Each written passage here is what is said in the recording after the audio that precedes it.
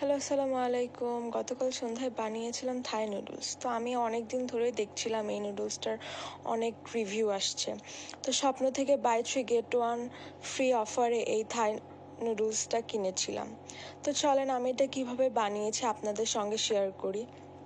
তো প্রথমে আমি মুরগির মাংসগুলোকে কর্নফ্লাওয়ার, আদা রসুন বাটা, লবণ আর গুঁড়ো মরিচ দিয়ে একটু ম্যারিনেট করে রেখেছিলাম। এইটা আমি তেলে ভেজে নিব একটু লাল লাল করে।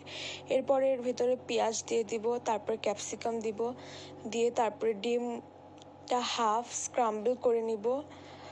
এরপর সিদ্ধ করা নুডলসগুলো দিয়ে দিব, তারপর সয়া সস, টমেটো সস, নুডলসের প্যাকেটে যে মশলাটা ছিল সেটার হাফ মশলা আমি দিয়েছি, যেহেতু আমি অর্ধেক নুডলস নিয়েছি।